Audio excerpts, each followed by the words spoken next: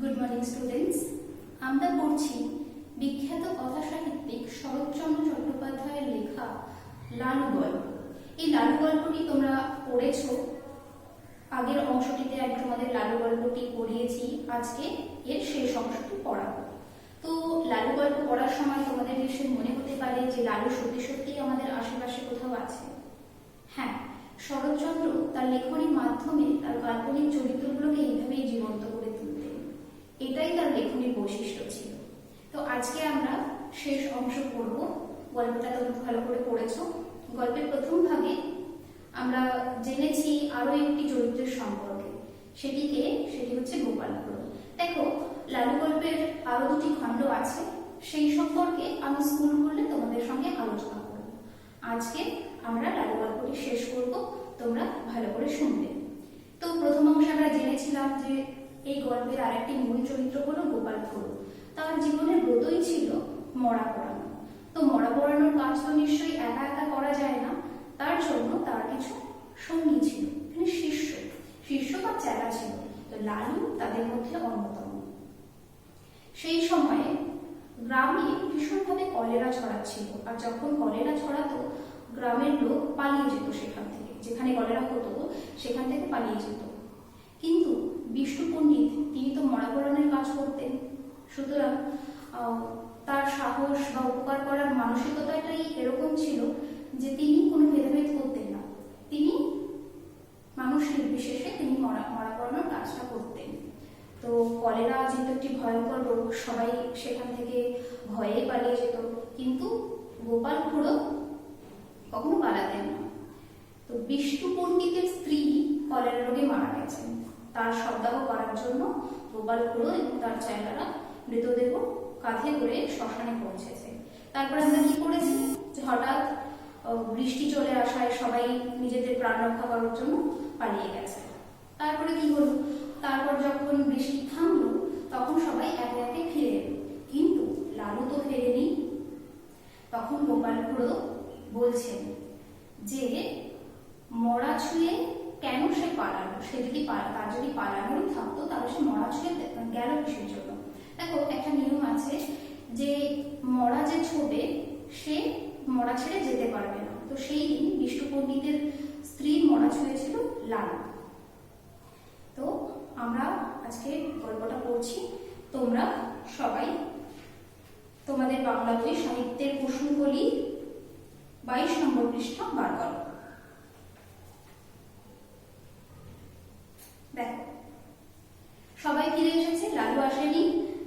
আর তারপরে যখন বৃষ্টিতে দেখলো, বৃষ্টি থামার পরে যখন সবাই দেখলো যে লালু ফেরেনি, সবাই একটা জিনিস খেয়াল করলো যে মরাটা হঠাৎ ফুলে গেছে।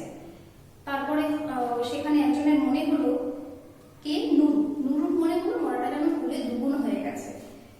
এরপর আমরা বলছি, হ্যাঁ, তোমরা ভালো করে ফলো করো। আবার মিনিট 2 গেল। এবার মণি হঠাৎ চমকে উঠে 5-7 পা পিছিয়ে দাঁড়িয়ে সবাই বলল, না খুড়ো, গতি ভালো ঠেকছে না, সত্যি মরাটা যেন নড়ে উঠল। খুড়ো এবার হাঁ করে হেসে বললেন, ছোড়ার দল, তোরা ভয় দেখাবি আমাকে, যে হাজারের উপর মরা পড়িয়েছে তাকে? নুরু বললে, ওই দেখুন আবার নড়ছে। খুড়ো বললেন, হ্যাঁ নড়ছে, ভূত হয়ে খাবে বলে। মুখের কথাটা তার শেষ হলো না, অকস্মাৎ লেক কাঁথা জড়ানো মরা হাঁটু গেড়ে খাটের উপর বসে ভয়ঙ্কর বিশ্রী খোনা গলায় চেঁচিয়ে বলল, না না, নুরুকে না, গোপালকে খাবো। ওরে বাবারে, আমরা সবাই মারলাম ঊর্ধ্বশ্বাসে দৌড়। গোপাল খুড়োর সম্মুখে ছিল কাঠের স্তূপ। তিনি উপরের দিকে আমাদের পিছনে ছুটতে না পেরে ঝাঁপিয়ে পড়লেন গঙ্গার জলে। সেই কনকনে ঠান্ডায় এক বুক জলে দাঁড়িয়ে চেঁচাতে লাগলেন, বাবা গো, গেছি গো, ভূতে খেয়ে ফেললো গো, রাম রাম রাম। দেখো, মণি হঠাৎ দেখলো যে মরাটা মরছে। তারপরে যখন সে খুড়োকে বললো যে দেখো খুড়ো, মরা মরছে, খুড়ো বিশ্বাস করলো না। তখন বললো যে আমাকে ভয় দেখাবি, আমি হাজারের উপর মরা পুড়িয়েছি। তো তার কথা, মুখের কথা শেষ হলো না, তখন মরাটা, লেপ কাঁথা জড়ানো মরা, হাঁটু গেড়ে খাটের উপর বসে খোনা গলায় চেঁচিয়ে বললো যে না, নুরুকে খাবো না, গোপালকে খাবো। তো সবাই তো ভয়ে ঊর্ধ্বশ্বাসে দৌড় মারলো, কিন্তু খুড়ো দৌড়তে পারলো না। কেন? তার সামনে কাঠের স্তূপ ছিল। সেই শহর থেকে যে স্তূপ কাঠ যেগুলো আসে শবদাহ করার জন্য তার একটা স্তূপ ছিল। তো তার জন্য গোপাল খুড়ো দৌড়াতে না পেরে ঝাঁপিয়ে পড়লেন গঙ্গার জলে। সেই কনকনে ঠান্ডায় এক বুক জলে দাঁড়িয়ে চেঁচাতে লাগলেন, বাবা গো গেছি গো, ভূতে খেয়ে ফেলবো, রাম রাম রাম। দেখো রাম রাম রাম কেন বলছে? হিন্দু শাস্ত্রে আছে যে ভূতে রাম নাম শুনতে পালিয়ে যায়, তাই খুড়ো রাম নাম করছে, রামের নাম বলছে। দেখো এদিকে সেই ভূত তখন মুখে ঢাকা ফেলে চেঁচাতে লাগলো, ওরে নির্মল, ওরে মণি, ওরে নুরু, পালাস নে রে, আমি লালু, ফিরে আয় ফিরে আয়। লালুর কণ্ঠস্বর আমাদের কানে পৌঁছালো। দেখো ওই যে মরাটা হাঁটু পেটে উঠে বসলো, ওর মধ্যে ছিল লালু। হ্যাঁ, লালু ওখানে লুকিয়েছিল। সে তখন সবাইকে চেঁচিয়ে বললো যে তোরা পালাস না, আমি লালু। নিজেদের নির্বুদ্ধিতায় অত্যন্ত লজ্জা পেয়ে সবাই ফিরে এলাম। গোপাল খুড়ো শীতে কাঁপতে কাঁপতে ডাঙায় উঠলেন। লালু তার পায়ের ধুলো নিয়ে সলজ্জে বলল, সবাই জলের ভয়ে পালালো, কিন্তু আমি মরা ছেড়ে যেতে পারলাম না, তাই লেপের মধ্যে ঢুকে পড়েছিলাম। দেখো বৃষ্টি আসার কারণে সবাই তো মরা ছেড়ে পালিয়ে গেছিল, তো কিন্তু লালু যায়নি।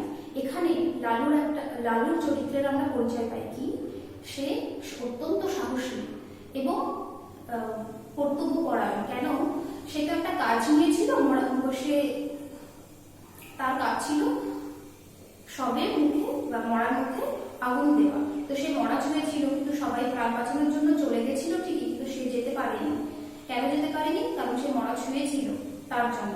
তো সে কি করলো? সে মরার লেপকাথার মধ্যে গিয়ে ঢুকে পড়লো বৃষ্টি থেকে বাঁচার জন্য। তো এর থেকে আমরা কি জানতে পারি? যে লালু অত্যন্ত সাহসী এবং দায়িত্ববান। সে একটা দায়িত্ব নিলে সেই দায়িত্ব পেলে পালিয়ে যায় না। আর সাহসী কেন? দেখো কলেরা একটি ভয়ঙ্কর রোগ, তা সত্ত্বেও সেই ব্যাপারে সে ভ্রুক্ষেপ না করে, কলেরার মরা, সেই ব্যাপারে সে কোনো ভয় না করে সে ওই মরার মধ্যে গিয়ে শুয়ে পড়লো।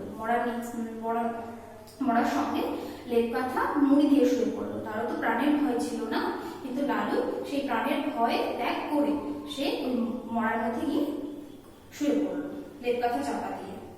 দেখ খুড়ো বললেন, বেশ করেছিলে বাবা, খাসা বুদ্ধি করেছিলে। এখন যাও, ভালো করে গঙ্গামাটি মেখে চান করবে। এমন শয়তান ছেলে আমি জন্মে দেখিনি। খুড়ো বললেন যে ভালো বুদ্ধি করেছিলে, এবার গঙ্গামাটি মেখে চান করো। দেখো আগেকার দিনে তো সাবান ছিল না, ঘরে ঘরে সাবান ছিল না, সাবান সবসময় পাওয়াও যেত না, আর শ্মশানে সাবান পাবে কোথায়? তাই খুড়ো বললেন যে কলেরার জীবাণু থেকে মুক্ত হতে লালুকে গঙ্গামাটি মেখে যতটা সম্ভব জীবাণু মুক্ত করে চান করে নিতে। তারপর তিনি কিন্তু মনে মনে তাকে ক্ষমা করলেন, বুঝলেন এত বড় ভয়শূন্যতা তার পক্ষেও অসম্ভব। এই রাতে একাকী শ্মশানে কলেরার মরা, কলেরার বিছানা, এসব সে গ্রাহ্যই করলে না। খুড়ো মনে মনে তাকে ক্ষমা করলেন, কারণ তিনি তো সেখানে সব থেকে বয়স্ক, অনেক মরা পড়িয়েছেন, কিন্তু তিনিও তো ভয়ে পালিয়েছিলেন। তার জন্য তিনি লজ্জিত হলেন, কিন্তু মুখে প্রকাশ করলেন না, কিন্তু মনে মনে লালুকে ক্ষমা করে দিলেন। তিনি বুঝলেন এত বড় ভয়শূন্যতা তার পক্ষে অসম্ভব ছিল। কলেরার রোগী, তার একই বিছানার মধ্যে শুয়ে থাকা, ভূতের ভয়, এসব করা তার পক্ষেও অসম্ভব ছিল। সেটা লালু এসব কিছু অগ্রাহ্য করেও সেখানে মরার সঙ্গেই ছিল। শবদাহ সমাধা হলো। এখানে দেখো তালিবস্যার সব, তালিবস্যা ব, সব মানে হচ্ছে মরা, আর দন্তস্য ব, সব মানে হচ্ছে সকল। সমাধি মানে শেষ হলো, শবদাহ শেষ হলো। আমরা গঙ্গায় স্নান সেরে বাড়ি ফিরলাম। তখন সবেমাত্র সূর্যোদয় হয়েছে। দেখো শ্মশানে যারা যায় মরা পোড়াতে, তাদের গঙ্গায় চান করে বাড়ি ফিরতে হয়। সকলে স্নান করে যখন বাড়ি ফিরলো তখন সবেমাত্র সূর্যোদয় হয়েছে। তো লালু গল্পটি আজকে এখানে শেষ হলো। তোমরা এই গল্প থেকে লালুর চরিত্রটা লিখে ফেলবে, সিরাপ হিসেবে আজকে ক্লাসে লিখে ফেলবে। আর তোমরা এটা ছবি তুলে আমাকে পাঠাতে পারো, কিংবা খাতায় লিখে রেখে দিতে পারো। যখন স্কুল খুলবে তখন আমি তোমাদের খাতাটা দেখে দেবো। আমি দেখো বোর্ডে একটুখানি লিখে দিয়েছি লালুর চরিত্র সম্পর্কে। লালুর চরিত্র বর্ণনা করো। লালু ছিল পরোপকারী, সাহসী ও কর্তব্যপরায়ণ। এখানে তোমরা একটু জুড়ে দেবে যে বিখ্যাত কথা সাহিত্যিক শরৎচন্দ্র চট্টোপাধ্যায়ের লেখা লালু গল্প থেকে আমরা লালুর চরিত্রের বর্ণনা দিতে পারি, লালুর চরিত্র সম্পর্কে অনেক কিছু জানতে পারি। নাকি লালু ছিল পরোপকারী, সাহসী এবং কর্তব্যপরায়ণ। তো এরকম দুটো তিনটে বাক্যে তোমরা লালুর চরিত্রটি খাতায় লিখে ফেলবে, কেমন? তো আজকে এখানেই শেষ করছি। পরবর্তী ক্লাসে আমি এই চ্যাপ্টারের বিভিন্ন রকম প্রশ্ন এবং উত্তরগুলি আলোচনা করব। ঠিক আছে? Thank you.